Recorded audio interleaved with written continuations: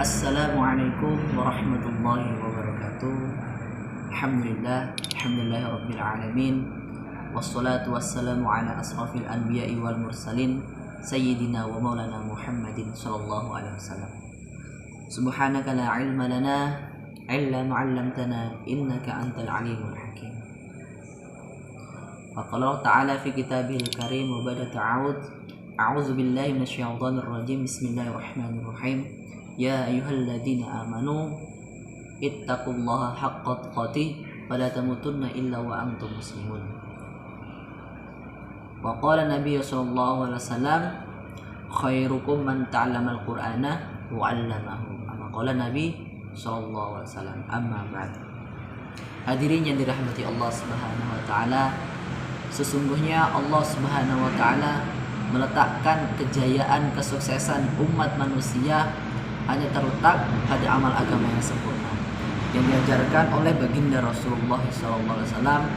Dan pada saat ini kita telah mengetahui bahwasanya Rasulullah hidup bersama para sahabat, dan para sahabat radhiyallahu anhum ini telah mampu mengamalkan ajaran agama Islam yang diajarkan oleh Nabi Muhammad SAW.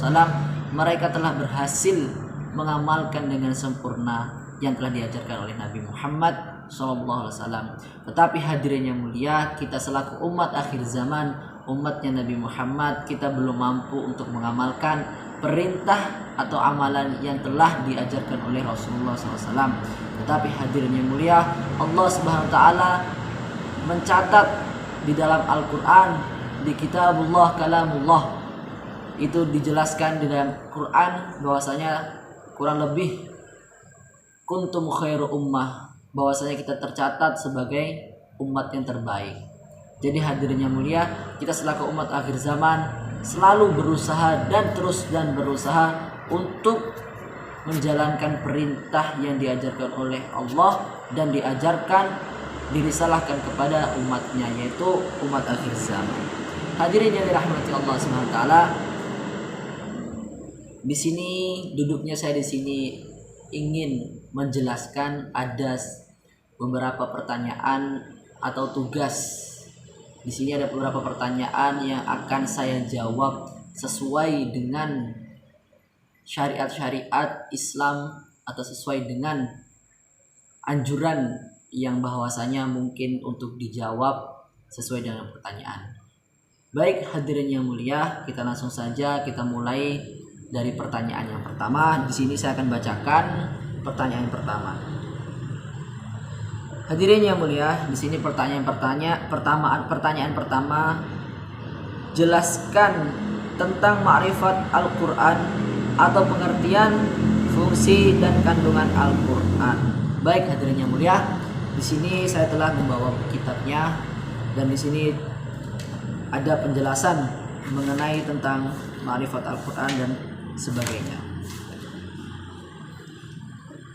Hadirin yang dirahmati Allah Subhanahu wa taala, ma'rifat Al-Qur'an itu adalah upaya manusia untuk mengenal Allah Subhanahu wa taala.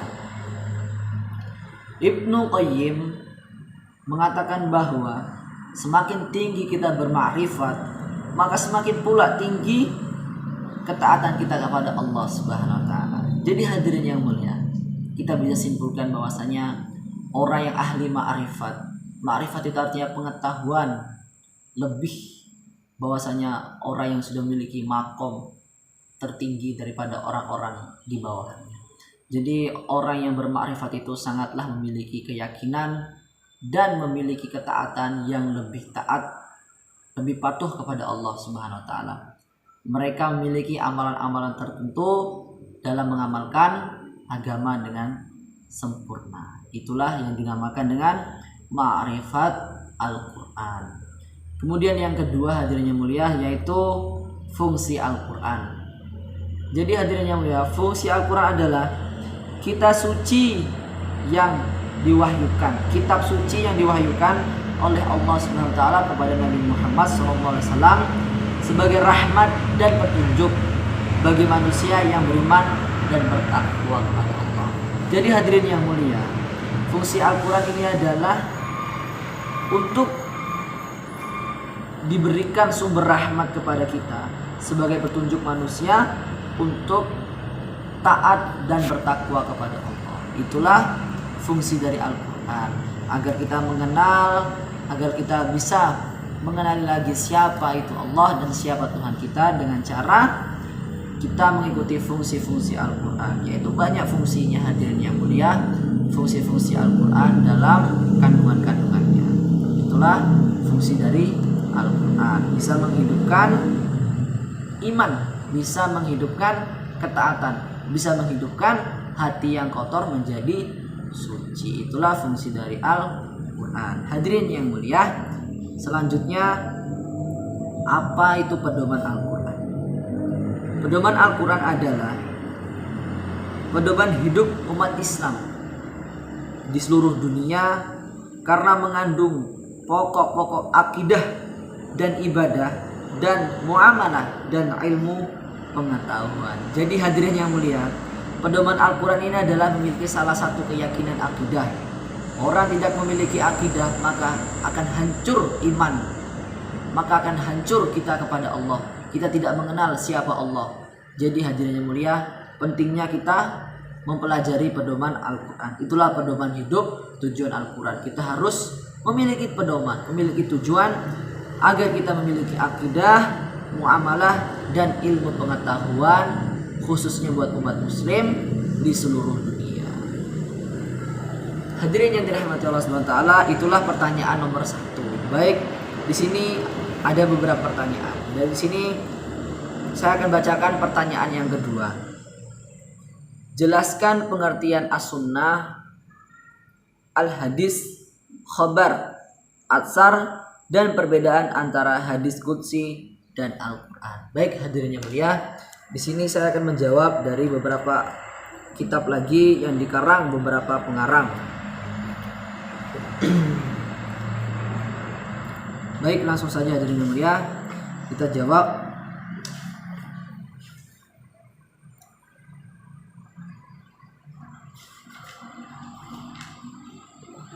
Penjelasan pengertian tentang as-sunnah. As-sunnah ini adalah suatu perintah yang berasal dari Nabi Muhammad, namun tidak bersifat wajib. Ada juga pepatah mengatakan orang yang meninggalkan sunnah itu tidak mendapatkan apa-apa. Tetapi kalau kita menjalankan sunnah, kita akan mendapatkan sebuah kebaikan dengan pahala. Tapi sebuah pepatah juga mengatakan lagi, orang yang meninggalkan sunnah akan rugi. Tetapi jika dia lakukan kedua-duanya, maka dia akan mendapatkan keberuntungan yang luar biasa. Jadi itu pengertian tentang sunnah. Kemudian hadirin yang mulia, pengertian tentang al-hadis. Apa itu hadis hadirin yang mulia? Hadis ini adalah berita sesuatu yang diberikan dan diperbincangkan dan dipindahkan dari seorang kepada orang lain. Itulah yang dinamakan hadis. Hadirin yang mulia, hadis ini sebuah perkataan yang dimiliki oleh seseorang, kemudian dipindahkan kepada orang lain tersebut. Rasulullah memiliki sebuah perkataan yang mulia. Sampailah kepada para sahabat, sampailah kepada para tabi'in, dan sampailah kepada para ulama, dan sampailah kepada umat akhir zaman. Itulah yang dinamakan hadis. Hadirin yang mulia, kita masuk lagi yang khobar. Ma huwal khobar? Apa itu khobar? Khobar adalah sesuatu yang disandarkan kepada Nabi dan juga dilalui oleh beliau. Jadi khobar ini adalah sesuatu yang disandarkan kepada Nabi Muhammad dan juga disandarkan kepada beliau. Jadi hadirin yang mulia, khobar ini adalah sesuatu hal yang disandarkan kepada seseorang, yaitu seseorang yang tertentu yang memiliki pedoman atau pedoman seseorang. Seperti kita memiliki imam itu adalah sebuah sandaran buat umat muslim untuk dijadikan tiang atau dijadikan sebagai penguat. Jadi kita sekarang ini memiliki khobar, yaitu khobarnya kita adalah Nabi Muhammad SAW. Kemudian atsar. Hadirin yang mulia, ma huwal athar? Apa itu athar? Athar adalah secara bahasa berarti baqiyatu asyai, yang berarti sisa dari sesuatu yang ditinggalkan. Nah, itulah namanya baqiyatu asyai, yang berarti sisa dari sesuatu yang tertinggal. Hadirin yang mulia, itulah jawaban dari nomor 2 tadi. Kemudian kita masuk pertanyaan yang nomor 3. Kita cari lagi ya. Kita baca dulu soalnya. Jelaskan definisi ijtihad dan kedudukannya dalam hukum Islam, serta sebutkan syarat menjadi mujtahid. Baik hadirin yang mulia, kita jawab lagi, kita cari lagi.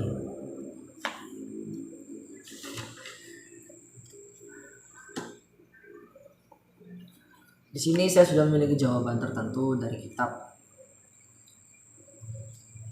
Definisi ijtihad dengan kedudukan dalam hukum Islam serta sebutkan syarat menjadi mujtahid.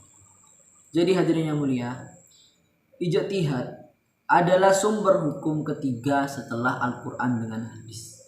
Ijtihad ini digunakan untuk menetapkan suatu hukum Islam yang belum disebutkan secara tegas dalam Al-Quran dengan hadis.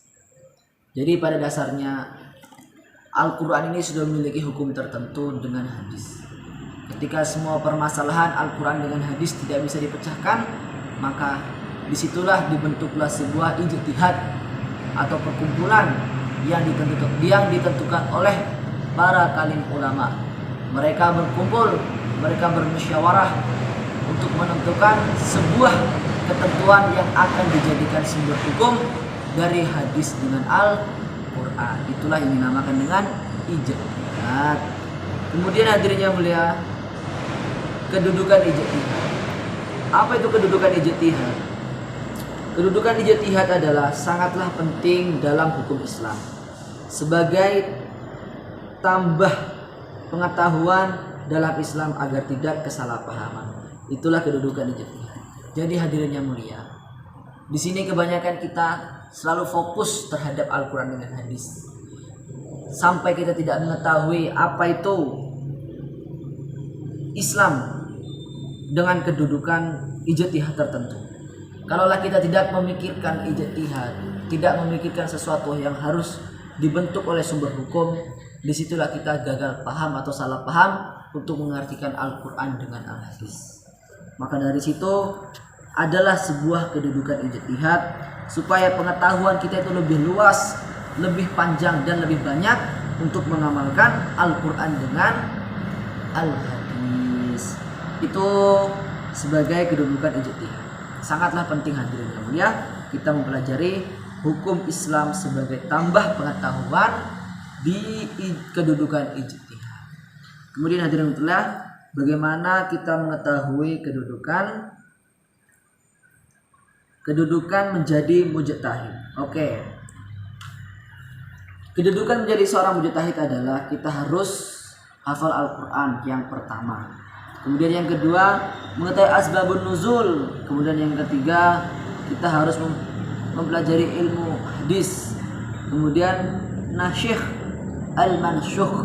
Kemudian kita harus mengetahui takallum bil lughatil arabiyyah, berbicara bahasa Arab. Itulah bagaimana caranya kita harus mengetahui kedudukan menjadi seorang mujtahid. Itu pertanyaan nomor 3. Kemudian hadirin yang mulia, kita cari lagi jawaban nomor 4. Baik, di sini saya akan bacakan pertanyaan nomor 4. Sebutkan dan jelaskan aliran serta ajaran dalam ilmu kalam. Baik, di sini saya akan menjawab lagi.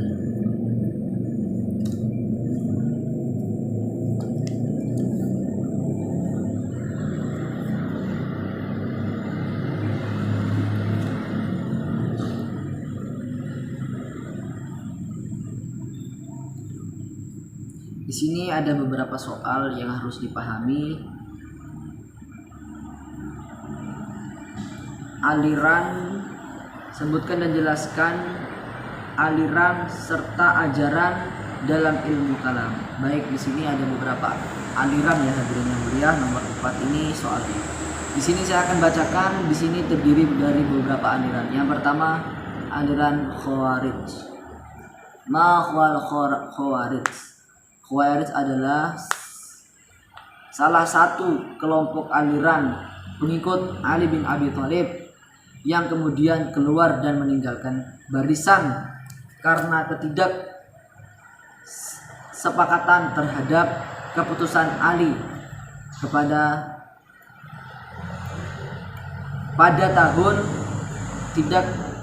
Khawarij ini hadirin yang mulia, dia tidak setuju dengan kesepakatan Ali bin Abi Thalib dan mereka ini keluar dari barisan Ali bin Abi Thalib. Makanya Khawarij ini salah paham. Dan Khawarij ini adalah sebuah sebutan, bisa juga disebut dalam Syiah, adalah sebutan dari Khawarij. Itu yang pertama. Kemudian ada yang namanya Salafiyah. Salafiyah, ma huwal Salafiyah. Salafiyah ini adalah perbedaan pendapat. Kita harus memiliki perbedaan pendapat. Di Indonesia ini hadirin yang mulia, ada memiliki 4 mazhab. Yang pertama mazhab Maliki, kemudian Hanafi, kemudian Syafi'i, yang terakhir adalah Hanafi. Itu adalah 4 mazhab. Dan kita ini di Indonesia memilih salah satu mazhab, yaitu bermazhab Syafi'i. Jadi kita harus memiliki Salafiyah, yaitu perbedaan. Tetapi bukan berarti kita meninggalkan 3 mazhab. Kita tetap mengimani 4 mazhab, karena kita diwajibkan untuk mempelajari seluruh Salafiyah atau perbedaan pendapat dari kalam ulama. Itulah pentingnya kita mempelajari Islam, sebagaimana kita supaya tidak kesalahpahaman terhadap Islam. Itulah yang dinamakan salaf. Kemudian ma huwal wahabi. Wahabi. Di sini yang terakhir adalah Wahabi. Wahabi ini adalah ajaran Islam yang dibawa oleh Muhammad bin Abdul Wahhab sebagai bentuk reformasi ajaran Islam di Arab. Jadi Wahabi ini adalah salah satu ajaran yang dipimpin oleh Muhammad bin Abdul Wahhab. Mereka ini tercondong kepada Al-Quran dengan sunnah Nabi Muhammad SAW. Mereka ini semua permasalahan dikembalikan semua kepada Al-Quran dengan sunnah. Jadi mereka ini tidak terlalu menganggap kepentingan dari ijtihad para ulama, tetapi mereka ini selalu mengembalikan semua permasalahan kepada Al-Quran dengan hadis. Itulah yang dinamakan Wahabi. Di sini terdiri ada beberapa aliran. Ada Khawarij, Syiah, Murji'ah, Qadariyah, Jabariyah, Mu'tazilah, Asy'ariyah, Maturidiyah, Salafiyah, dan Wahabiyah. Itulah dari beberapa terdiri dari aliran. Tetapi karena di Indonesia ini memiliki beberapa aliran, yang pertama tadi yang sudah saya jelaskan, itulah mungkin yang bisa saya jelaskan dari soal nomor 4. Baik, di sini saya akan menjelaskan soal terakhir nomor 5. Di sini saya akan bacakan soal nomor 5. Jelaskan dasar berfilsafat dalam Islam dan bagaimana implementasi tasawuf dalam era modern saat ini. Baik, hadirin mulia. Di sini saya juga akan menjelaskan lagi beberapa tentang berfilsafat dalam Islam. Filsafat dalam Islam adalah cara fikir manusia untuk mencari kebenaran tentang hakikat. Nah, jadi hadirin yang mulia, pentingnya kita berfilsafat dalam Islam. Kita bisa mencari kebenaran dalam hakikat. Jadi hakikat itu apa hadirin? Hakikat itu adalah landasan dari awal. Kita harus mencari, mengkupas semua, kita kaji semua seluruh kitab agar kita mendapatkan pemikiran yang sangat luas di Islam. Maka dari itu kita harus mengkaji dan berpikir seupaya manusia untuk mencari kebenaran tentang hakikat. Itu yang dinamakan filsafat dasar dari Islam. Kemudian di sini pertanyaannya yang terakhir, bagaimana implementasi tasawuf dalam era modern saat ini? Baik hadirin yang mulia, caranya kita membimbing manusia untuk menilai-nilai spiritual yang telah hilang dari dirinya dan lebih bersikap ihsan terhadap manusia. Jadi hadirin, kita harus mencari nilai-nilai manusia dengan cara spiritual yang telah hilang dari dirinya dan bersifat ihsan. Maka dari itu, mari kita dekatkan mereka dengan secara memiliki batin yang baik, berdakwah dengan hikmah, berdakwah dengan lisan yang baik, dekatkan kepada Allah, besarkan nama-nama Allah, besarkan kalam-kalamullah, besarkan dan agungkan kekuasaan Allah di dunia maupun di akhirat. Maka manusia ini akan memiliki sifat nilai-nilai yang spiritual yang baik, dan mereka akan menimbulkan berpikir, dan mereka akan mendapatkan nilai-nilai yang baik di mata manusia dan di mata Allah Subhanahu wa taala. Dengan cara membimbing manusia untuk mengenalkan kepada Allah Subhanahu wa taala, itulah tujuan dari para pendakwah. Dan bagaimana caranya kita menghidupkan di era modern saat ini? Dengan cara yaitu tadi, kita membimbing manusia dengan bil hikmah, dengan cara hikmah. Alhamdulillah hadirin yang mulia yang dirahmati Allah Subhanahu wa taala. Mungkin dari beberapa soal tadi, jika ada kesalahan dengan cara menjawab saya atau cara saya, perkataan saya kurang baik, kurang benar, saya juga masih banyak kekurangan dan kesalahan. Benarnya dari Allah Subhanahu wa taala, kesalahannya dari kebodohan dari saya sendiri. Saya juga masih tahap belajar, masih tahap untuk menjadikan diri saya menjadi lebih baik lagi. Mungkin saya lebih baik dari kalian-kalian semuanya. Tolong doakan saya agar menjadi manusia yang baik, manusia yang mendakwahkan ajaran Allah, mendakwahkan ajaran yang dibawa oleh Rasulullah. Karena bahwasanya Allah, barang siapa yang menolong agamanya Allah, maka Allah akan menolong kita, Allah akan membantu kita. Niscaya Allah lah dan rahmatnya Allah akan membantu kita. Hadirin yang dirahmati Allah Subhanahu wa taala, jika ada kesalahan dalam menjawab, tolong diperbaiki, tolong di komen atau ditegur supaya nanti bisa saya perbaiki kembali. Dan mungkin akhirul kalam, cuman ini yang bisa saya sampaikan, kurang lebihnya mohon maaf. Wabillahi taufiq wal hidayah. Summa wassalamualaikum warahmatullahi wabarakatuh.